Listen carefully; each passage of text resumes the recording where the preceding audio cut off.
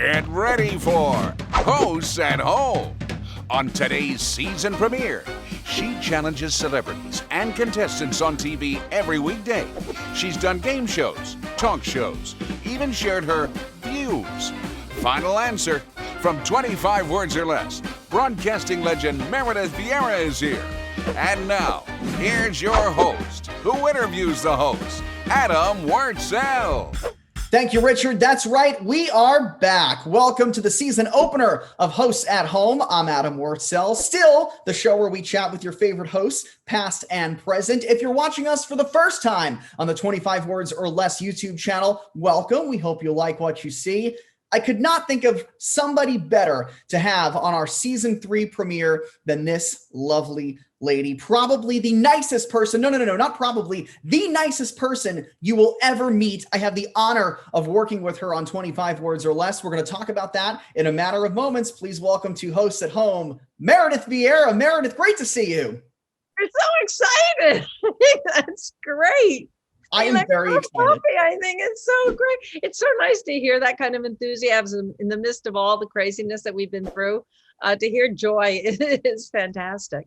But you're not getting out a lot. If you think I'm the nicest person, I think you need to get out more once you get your vaccine. It is true, though. I genuinely, I cannot think of somebody better that I have worked with. Is there a secret to just being so easy to work with? I mean, I don't know that. Thank you for that, really. I just, I learned from my parents growing up that everybody deserves respect and kindness. And if you operate that way, it comes back to you. And speaking of home and job, this season on 25 Words or Less, which we're going to talk a whole lot about 25 Words or Less, but you did the show in your home, and the show is called Hosts at Home. All of this is like a big circle. What a commute. You had quite the commute this season, Meredith. It was fabulous. I went down a flight of stairs and I was there. It just worked out. They asked to come see the basement, and the way the basement is configured, there was a room where they could set up the studio. And then we have a little, it's not really a full kitchen downstairs, but there was enough for our craft services, and which was just us going to various, stores every day and picking stuff up. But that was great. And then the storage room in the back became wardrobe. And I happened to have some high top tables because we have a pool table down there.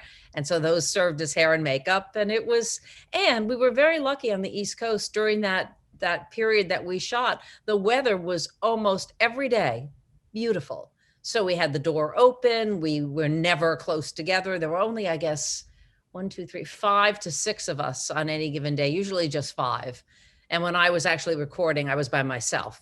Well, this is what we call, by the way, in this business, a segue. Before your face was on hand sanitizer. It's like she kills bacteria and she kills it hosting the show. Before you did game shows, before you did talk shows, let's talk about how you got your start. When did you know, yes, this was the business that I wanted to get into? I didn't know this was the business I want to get into. I think I may have told you this story, but for those who don't know, I was a senior at Tufts University in Massachusetts. I had basically had every major under the sun. I was a French major, a math major, an astronomy major, theater major, an English major. And finally, my senior year, the dean of the school called me and he said, you better pick one because you're not going to graduate. So I said, okay, I'm going to pick English because then I had enough credits. And in January of 1975, I was graduating that June. There was a course offered, not for credit. There was no broadcasting division in our school or department, but this was a class in broadcasting, radio broadcasting. And I don't even know, honest to God, Adam, I don't know why I took it.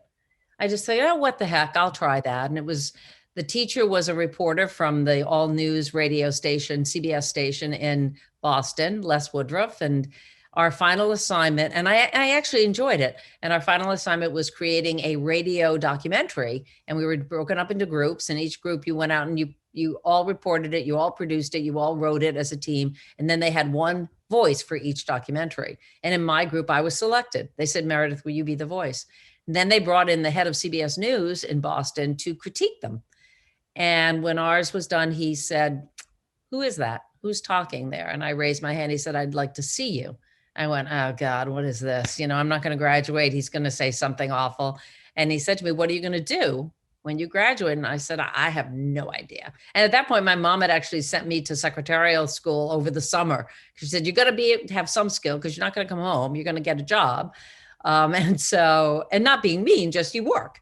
And I said, I don't know what I'm going to do. And he said, I do. You're going to have a big career. And he hired me as an intern right there. He said, I want you to start interning at CBS Radio. I think when people think the name Meredith Vieira, I think they still think of The View and what you brought to the table on that show. That was very different than anything you had done up to that point. How did The View come about? Well, you know what? I had my third child. I left 60 Minutes after when I was pregnant with my second child because it just was not going to work. And it was very acrimonious, as I'm sure you know, and it ended up fine in the end, but I knew I needed to do something different. And then I was doing a magazine show with ABC, and they were wonderful. It was run by women, and they got it. And so they said, you do all your work at home. We don't care. You don't have to schmooze. You don't do any of that. So that worked out great. And then that went away. And I think I did one other thing. And then this magazine show, this talk show came up, and somehow my name was thrown in the mix. Actually, Barbara Walters went to my bosses at ABC, because she's with ABC and The View is ABC. And she said, is she funny? Because she liked me as a journalist. And they said, well, she's a little kooky, but she's funny. She's just a little ditzy, which is my nickname. And so Barbara invited me for the first audition that first day. And I was not going to go. I was not. And it was my husband, Richard, who said, you were a reporter who didn't want to travel, which is one of the reasons I left 60 Minutes, because I wanted to be around family. So you keep saying you want to be a reporter, but you don't want to go anywhere. So why don't you try it? And I wasn't trying to be snobby about daytime. I just didn't watch it. I did stuff during the day. It wasn't like, it's beneath me at all. I said, well, all right, whatever, I'll do it. And I went and I loved it. The first audition was Barbara Walters, me, Star Jones, Debbie Matenopoulos, and then they brought in Joy. And I was the host. That was the position they saw me as, the moderator. And I left and I went home and I said, Richard, you're not going to believe this. I actually really liked, I never was asked my opinion. And as a reporter, I don't think you give your opinion. You're objective. It's changed a lot since when I was a reporter, but it used to be you never interjected your views. And I kind of liked it. It was like I'd been caged or something. And suddenly I was free. And I said, but I'll never get it. That's ridiculous. And then they offered it to me. And I really, really enjoyed it. You clearly are very special because not only were you doing The View, but while you were doing The View, you get this iconic job hosting Who Wants to Be a Millionaire. Before we even talk about your version of the show, were you glued to your TV watching Regis do it when it premiered like everybody else? Totally. And what I loved about it, I love the game. The game is great. And it was a prime time. There was something very special about a game. And now you see it a lot, but that was really cool. And the set was cool. And I adore Regis. And it just was a great show to watch, but it was also a show you could watch with your family. So all of us would sit down, and my daughter was little then, and she loved it, so it was, I'm a big fan of family entertainment, as hokey as that may sound. I grew up with, on weekends, there was Bonanza and there was the Disney Hour and things like that. And I'm sorry that there isn't more of that, but that show was that. It was a return to family entertainment. So must have been very, very exciting for you as a fan of the show when they came to you and said, do you want to host the syndicated version? Yeah. I went, what? I kind of couldn't believe it. And I didn't blink. I said, absolutely. And the truth be told, if Regis had wanted to do the syndicated version, of course it would have gone to him. He wasn't interested. Thank you, Regis. I felt very grateful. But I remember people saying, how are you going to follow? How are you going to step in his shoes? And I said, well, that's what I'm not going to do.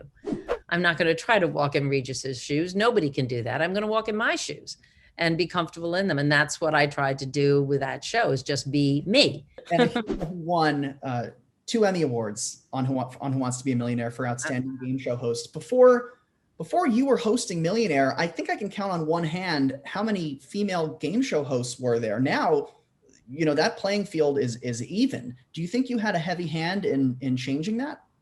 I have no idea. I have no idea. I before when I first, that was one of the things that they were talking about. It was like Betty White. And then I came along and I was there for a long time. I never looked at it like I'm the woman now that's doing it. I never looked at it that way. But when I would look back, I'd go, why haven't there been? It always seemed weird to me. Why is it usually men? I always felt like, why couldn't a woman do it? I never was intimidated, put it that way, Adam, because, I'm a woman. It's going to be a tough sell. I never thought it was. We can't do an interview with Meredith Vieira without talking about the Today Show, your own talk show, the Meredith Vieira Show. I always try to ask questions that nobody else asks. This might be an exception to the rule because I feel like I have to ask you this. Out of all of the times you ever interviewed anybody, do you have a guest that you left that day a changed person? It wouldn't be a celebrity or a politician or somebody in the public eye. Not because there's anything wrong with them, but usually folks like that, when they come on, there's a certain agenda to why they're there. I love meeting them, but I think it might have been my experience at Virginia Tech. There was that horrific shooting at Virginia Tech, and we went there to broadcast the show from the campus along with every other morning show and evening show. And when you're in that position, you don't have time to be emotional. You have to you're there to tell that story. But that evening there was a candlelight vigil for the students who had lost their lives.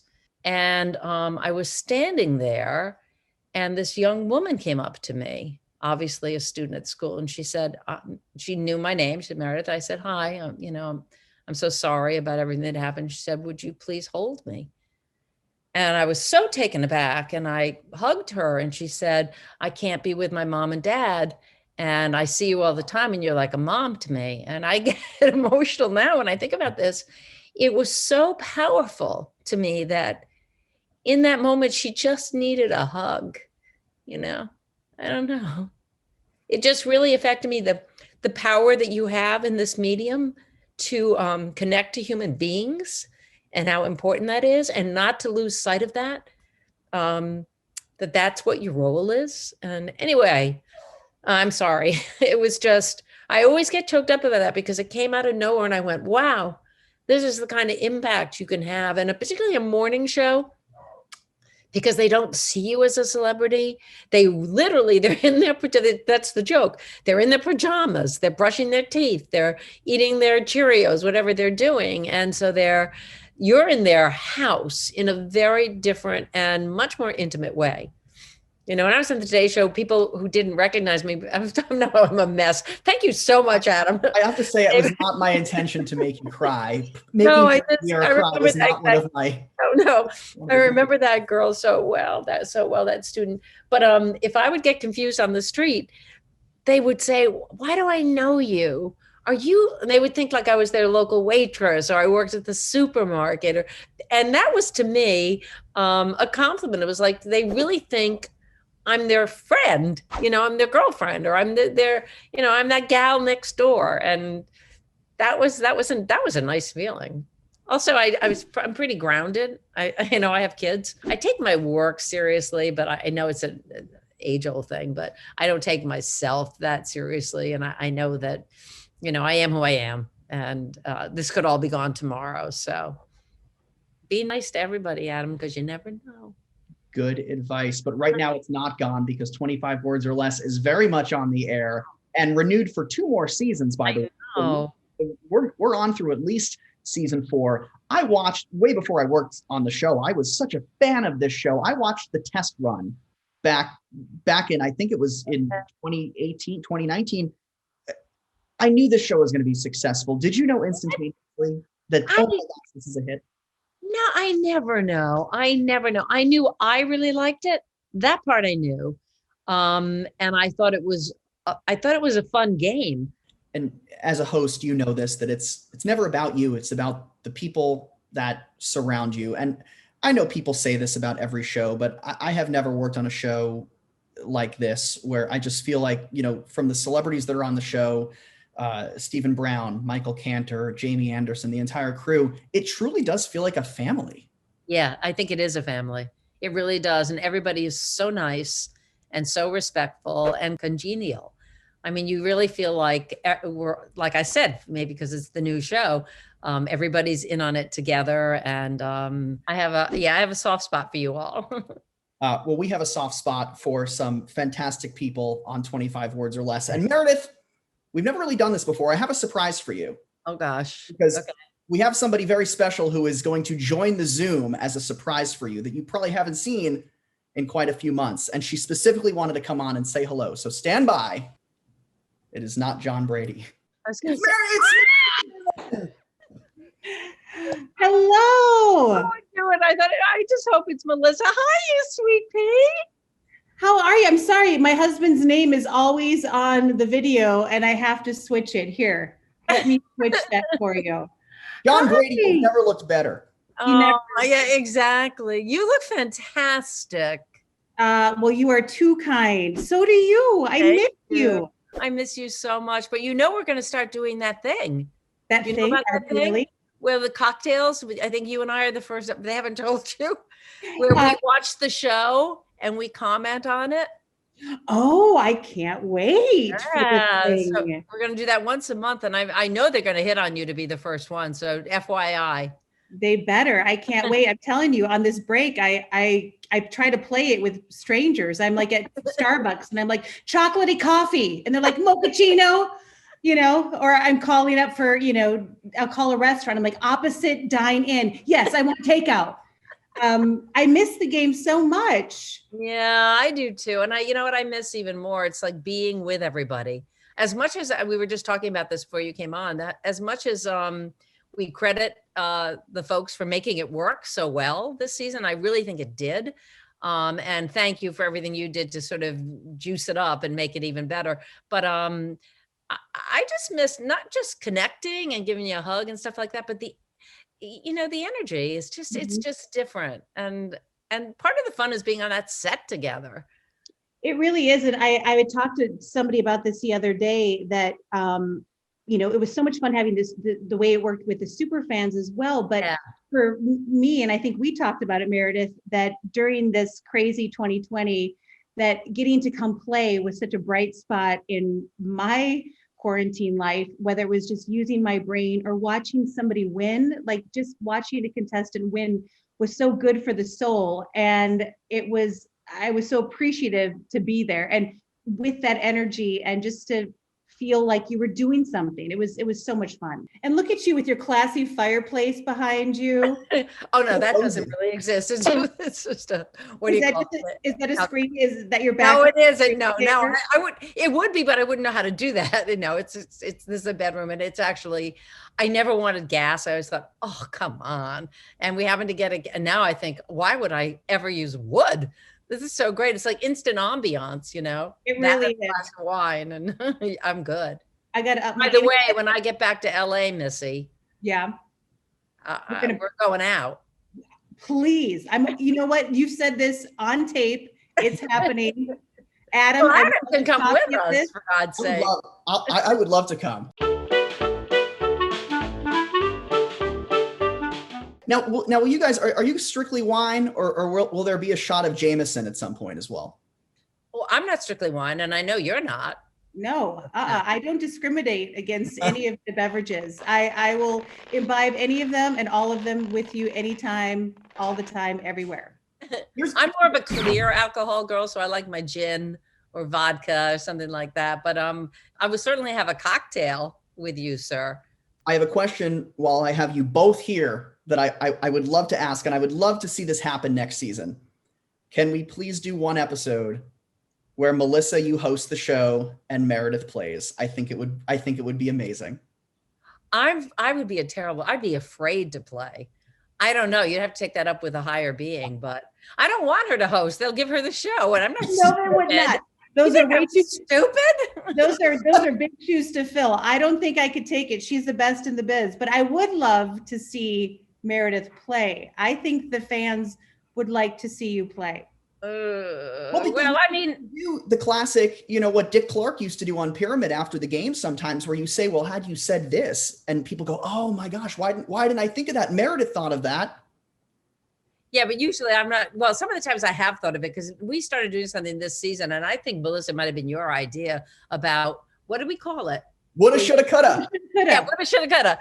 And I think that's such a great thing because everybody after the fact comes up with ideas. But I would also have like Michael talking in my ear, or Steven saying, yeah, this would have been a good clue. So it wasn't always me by any means. Well, I think you'd be great at it. I mean, and believe me, we all I love the idea of woulda, shoulda, coulda, like the after show of talking about what we would do, because it haunts you. Like, if you don't think I still wake up in a cold sweat in the middle of the night going, little Nikki, little Nikki, why did I say little Nikki for an Adam Sandler movie? My mother texted me and it's like, what, Melissa, what's wrong with you? Like, we are so haunted by the ones we don't get because we want our contestants to win so badly. Yeah. Melissa, thank you for hopping on and surprising Meredith. I love you, Meredith. I miss you so much. I love you too. I miss you. I'll see you soon. And John's in the background. I think he wants to say hi. John. Hello. Hello, John. He's really busy. He's doing nothing. Oh, sorry. Sorry to interrupt, John. I told him to behave because he loves you. Oh, yeah. Well. All right. I love you, Meredith. I love you, Adam. Is he in a cage or? No, I use a shock collar now. It gives him more freedom to roam. You know what? God bless you. Always thinking. Bye, sweetheart. Love you. Bye, Meredith. Bye, Adam. Love you so much. Mwah. Awkward leaving meeting face.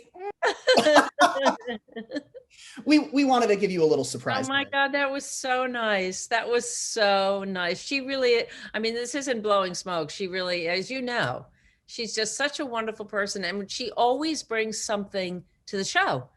You never know what she's going to do. It's her, like the hand sanitizer with my face on it, the pillows that she would do. She would give little tours in the pods that would go on, our website, and she's just the best. Here's to you, Meredith. I have, for the first time ever, we're trying something new. I have a few viewer questions for you before we go. So first off, Bryson Proctor. Bryson Proctor wants to know, what are your thoughts on Jimmy Kimmel hosting Who Wants to Be a Millionaire? Have you been watching? Well, first of all, I love your name, Bryson. That is a great name. I have watched a little bit, and only because life gets in the way. Clearly he loves it, which is great. And I think he brings that energy to it. I always prefer when the contestants are quote unquote real people to celebrities. At the end of the day, I think that's a better show. Just personally, I like that better. And he's done both for sure. And I love the bringing back that set and that different nighttime energy. So I'm such a huge fan of that show and always have been. And I think it's fabulous that they've brought it back as a prime time. The only advice I would give Jimmy is be careful. The first time they did it, one of the reasons it fizzled, because that could have gone on forever. I really believe ABC, and they would probably say it themselves, they had a good thing going and they overused it. Yeah. And that was and that's something that happens a lot. It's not an ABC centric thing where they use it to death. And I think that was a mistake. It should have something special about it. And I think that's what ABC is doing now, clearly. So good for Jimmy. I like Jimmy. I have another millionaire question for you. This one is from Danny Lewis. Danny wants to know, what was it like bringing back Regis and asking him a $50,000 question on the 2009 Millionaire 10th anniversary special? It was great. Regis didn't realize what was going on at first. Actually, I am not the celebrity that's going to play for charity tonight. What? You are. So it was so much fun. And the truth about Regis is what you saw was what you got. I mean, that was Reg. He really was just a guy that loved television and he loved conversation and he had the best sense of humor about himself. So I loved turning the tables on him. And he also never made you feel like, I'm the real star here and I'll let you play this little game with me. He was like like a little kid, always just happy to be a part of it. And when I had my own show, he was one of the first people who came on, who took the time to elevate me, to help my show. And I'll never forget that. And I'm not the only person he did that with by any means. That was just who Regis was. Love it. Thank you, Danny, for that question. And the last question today comes from John Meisner. John wants to know, he says, you would be a great choice to host Jeopardy! Can you see yourself in that role filling in Alex Trebek's shoes? Well, again, you don't fill, Danny, anybody's shoes. I think that's always a mistake. I mean, Alex Trebek and Jeopardy! Will be forever, synonymous. I don't know. He was there for so long, and he was a great example of a really talented host, because he never became the show. He respected the game.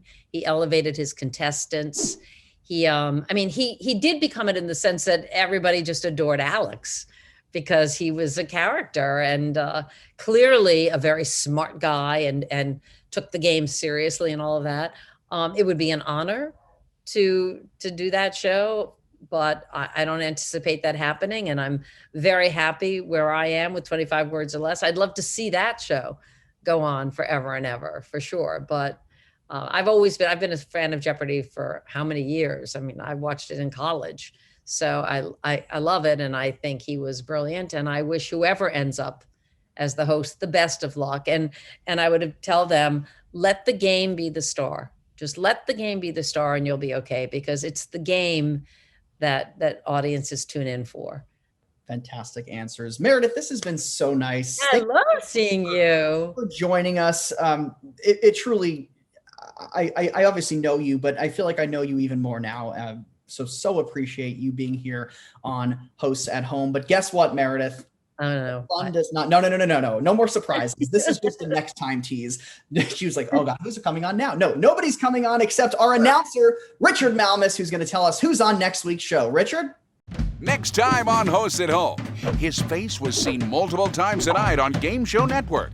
But he's also known for hosting a kids' game show with a cult following. What was Steve Saunders' reaction when he walked into the set of Secrets of the Crypt Keeper's Haunted House?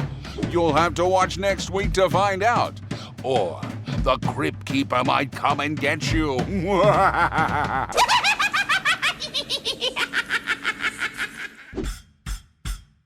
Ooh, the Crypt Keeper, scary stuff. An interesting host, Steve Saunders, joins us next week. Listen, if you're watching us for the first time on the 25 Words or Less YouTube channel, thank you for watching. Please head on over to the Hosts at Home YouTube channel for more great interviews like this. We've talked to Matt Eisman, Melissa Peterman, Ross Matthews, 25 Words or Less greats like that, and other great people like Chuck Woolery, Bob Eubanks, legends like Vanna White.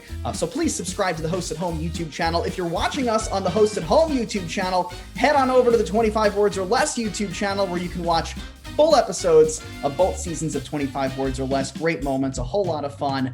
This has been so much fun. My name is Adam Wurtzel. This has been the season premiere of Hosts at Home. As you know by now, I don't close the show. Our host with the most, the nicest woman in show business. I'm still going to say it. Meredith Vieira, over to you. Wait a minute, Adam. You told me I was the first person you'd ever interviewed. What? This for season. What? For season. What? No. You made it sound like. What? What? I don't even know where to go with this. Wait. So now I put on a clean sweater for this thing? I can't believe it.